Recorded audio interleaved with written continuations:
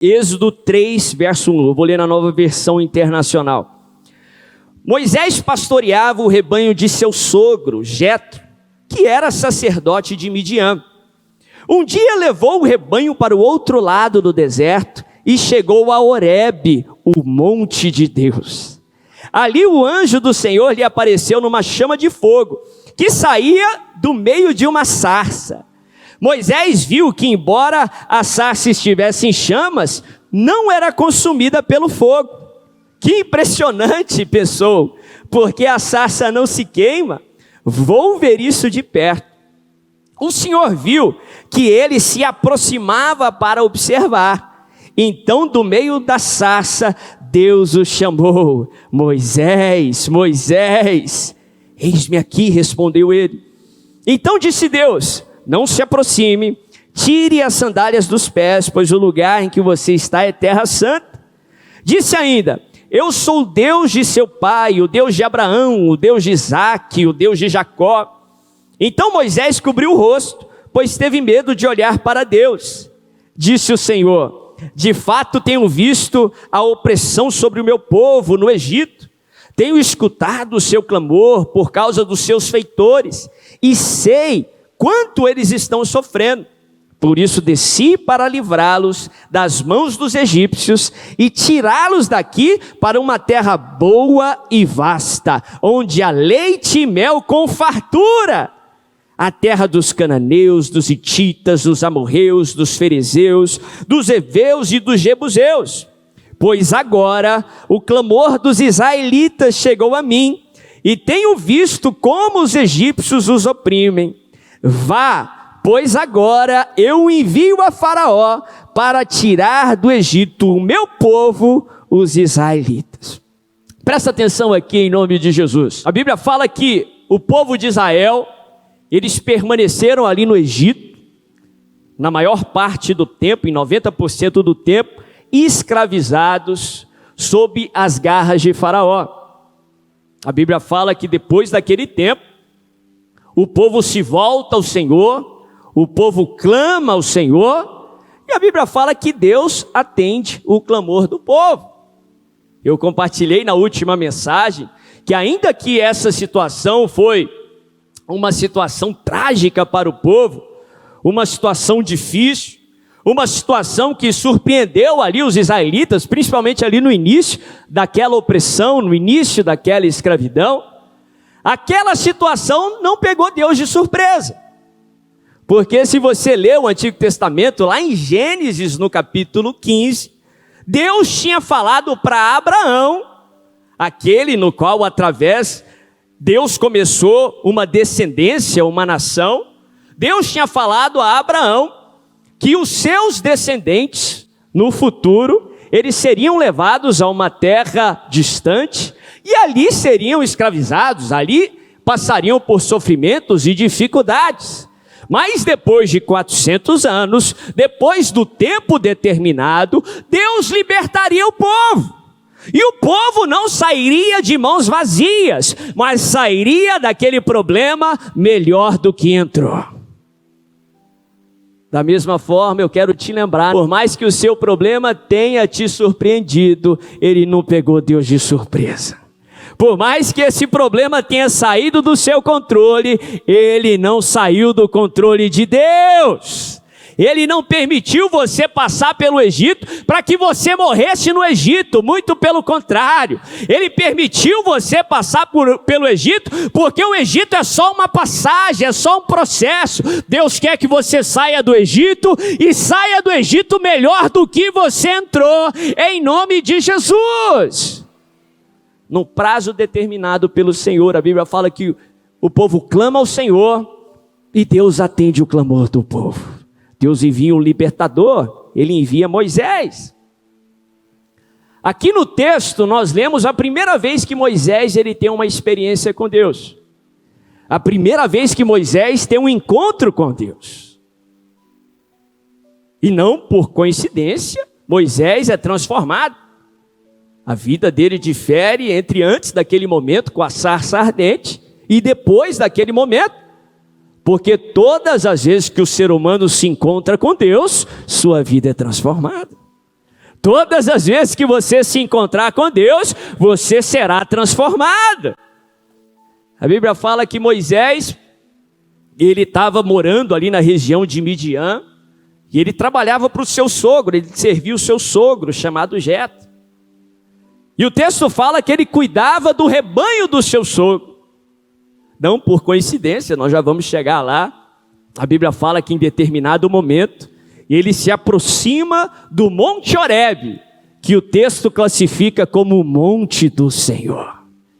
E ali ele tem uma experiência interessante, uma manifestação que nunca ele tinha visto. Ele vê um arbusto do deserto, uma sarça que é comum naquela região, só que a diferença é que aquela sarça estava em chamas. E o que deixou ele mais abismado não foi as chamas, foi que apesar das sarças queimar, apesar de ter chamas sobre a sarça não era consumida. Aquele foi um retrato do povo de Israel. O povo que estava enfrentando chamas, o povo que estava enfrentando dificuldades, sim. Se você lê do Antigo ao Novo Testamento, o povo de Deus passa por dificuldades. Uma promessa que Jesus ele nos deu. Ele disse que no mundo tereis o quê? Aflições, mas não curve a sua cabeça, não retroceda, porque apesar de ter fogo na sarça, a sarça não é consumida. Não curva a sua cabeça, porque apesar das aflições, ele venceu o mundo. E a Bíblia fala que ele diz assim, poxa, que impressionante, eu preciso ver isso de perto. Aquela era uma manifestação da presença de Deus.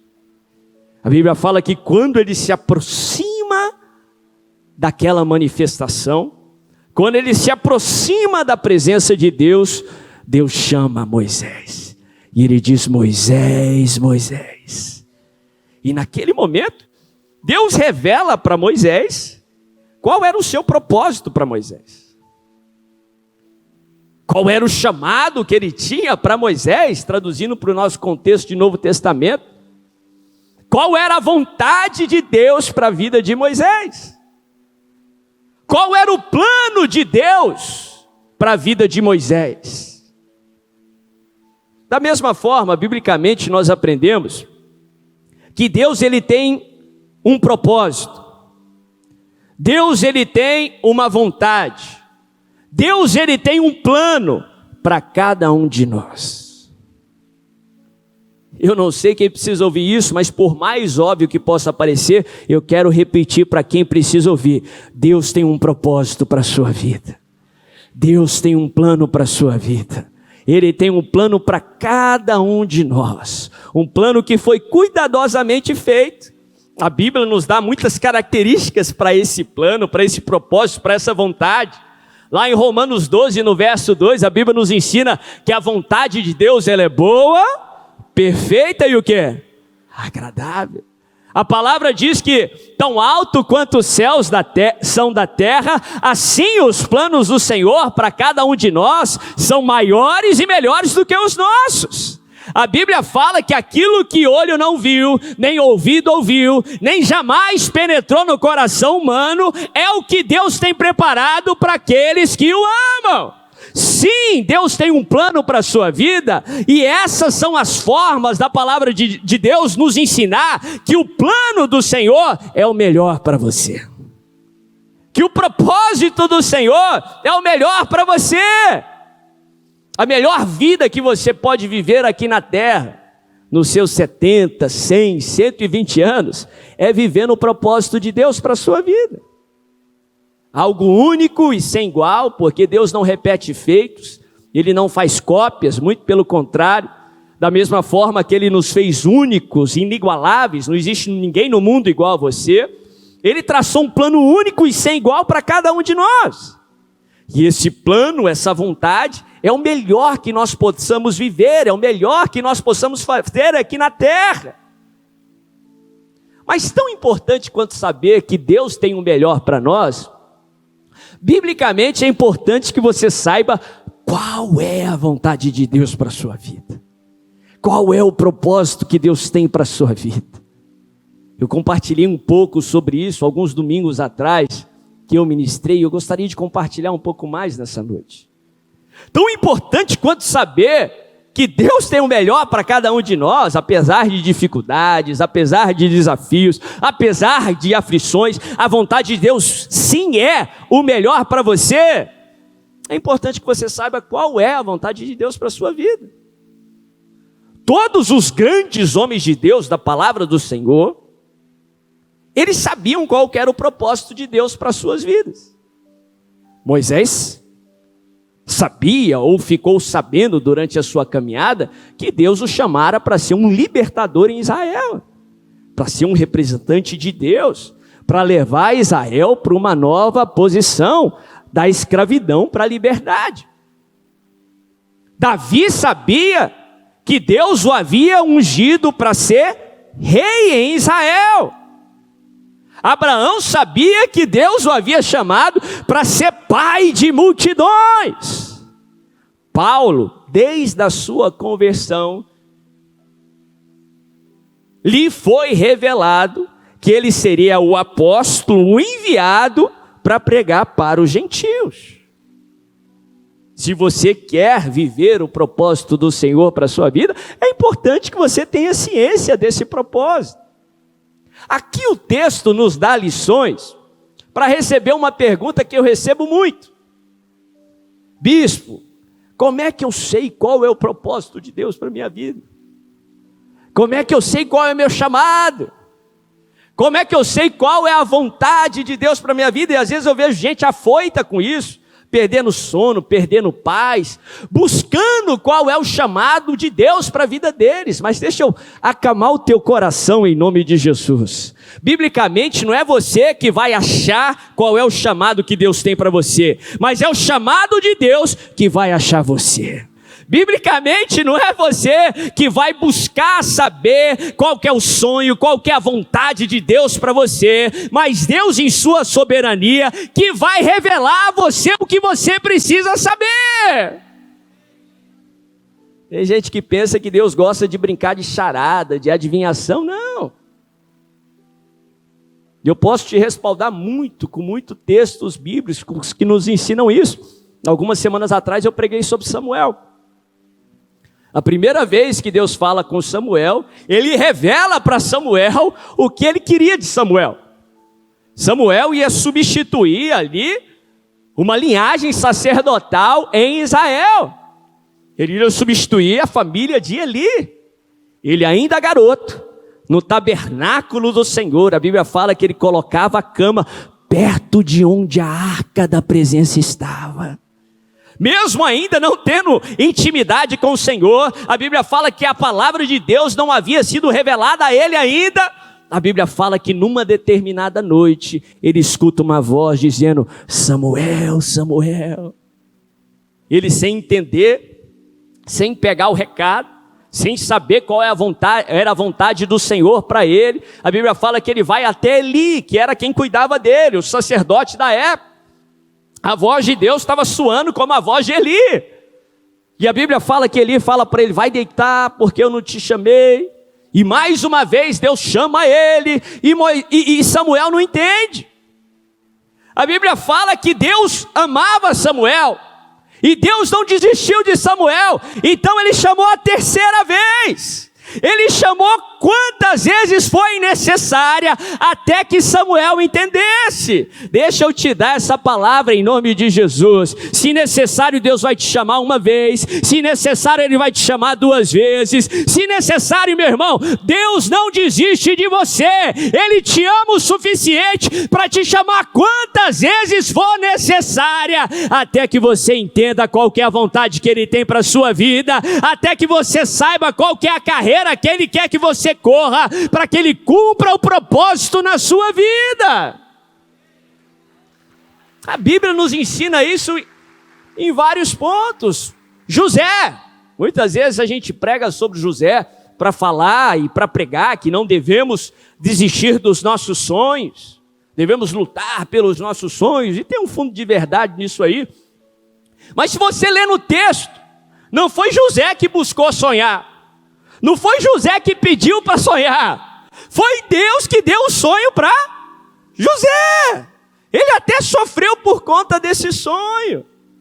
Hoje eu vejo muita gente querendo ser criativo e sonhar, e tem um pouco de verdade nisso aí. Você tem que projetar, a Bíblia fala o nobre, projeta coisas nobres, mas meu irmão, abra o seu coração, olhe para Jesus, para que Ele possa te revelar os sonhos que Ele tem para a sua vida. E os sonhos que Ele tem é sempre melhor e maiores do que os seus próprios sonhos. Daquela sarça. Verso 4 fala que quando ele se aproximou, Deus viu que ele estava chegando perto e ele chamou Moisés. Em outras palavras, se aproxime de Deus. Se aproxime de Deus. Se aproxime de Deus. Conheça ao Senhor. Conhecer não é simplesmente ter noção da existência de Deus. Conhecer no sentido bíblico significa relacionamento, proximidade, intimidade, algo que você não faz ocasionalmente, ou uma vez no mês, uma vez por semana, não. O profeta Oséias diz assim: conheçamos e prossigamos em conhecê-lo. Algo que você tem que fazer todos os dias, 24 horas por dia, através da sua atitude, se aproximar do Senhor. Porque quando você se aproxima de Deus, a Bíblia fala: chegai-vos a mim, porque eu me achegarei a vós outros. Porque se você se aproximar de Deus, Deus vai se aproximar de você. Deus vai se relacionar com você. Deus vai falar com você. Duas pessoas que foram chamadas fazendo atitudes muito similares: Moisés e Davi. A Bíblia fala que quando Moisés ele foi chamado, ele cuidava do rebanho do seu sogro chamado Jetro. A palavra diz que o nome do sogro de Moisés era Jetro, mas ele também era chamado de Reuel. Outros textos falam que ele era chamado de Reuel. Por que é interessante isso? Porque a palavra Reuel significa amigo de Deus, e a palavra Jetro significa abundância. Isso é importante, que pessoal, isso para mim já prega uma mensagem. Porque quem é amigo de Deus tem a abundância de Deus. Quem é amigo de Deus experimenta da abundância que vem dos céus. Davi, ele foi chamado quando ele estava cuidando das ovelhas do seu pai. Ele cuidava do rebanho do pai. Por que é importante falar isso? Porque no contexto do Novo Testamento, rebanho é uma figura muito clara do povo de Deus. É uma figura da igreja do Senhor. Somos rebanhos do bom pastor. A ovelha, que é aquele animal difícil, o texto mostra muitas vezes, por isso que a natureza humana é comparada muito com a ovelha. Naquele contexto sociocultural, a ovelha era tida como um animal burro, um animal muito instintivo, um animal que com qualquer pressão se dispersava do rebanho. É por isso que João 10, Jesus nos ensinando sobre o bom pastor, ele nos alerta sobre o lobo, que uma das intenções do lobo é dispersar do rebanho. Porque longe do rebanho, a ovelha é presa fácil para o predador. Rebanho é uma figura da igreja do Senhor. Rebanho de Jetro, rebanho do amigo de Deus. Jesus nos ensinou que os seus amigos eram aqueles que ouvem a sua voz e a obedecem. Rebanho dos amigos de Deus, uma figura da igreja. Rebanho do Pai, uma figura da igreja. Eu quero saber qual é o propósito, eu devo ficar buscando qual é o propósito? Não. Mas você deve se aproximar de Deus e você deve cuidar do rebanho do Pai. Você deve servir ao Senhor, você deve servir a igreja, as pessoas, servir o rebanho do Senhor. Deus se agrada nisso. O próprio Jesus nos ensina lá em João no capítulo 21, quando ele estava restaurando Pedro, ele pergunta assim: Pedro, tu me amas? E ele diz: Senhor, o Senhor sabe que eu te amo. E Jesus responde a ele: então cuida das minhas ovelhas. Sabe como você expressa o seu amor ao Senhor? Cuidando daquilo que Ele ama, cuidando das ovelhas do Senhor, cuidando da sua igreja.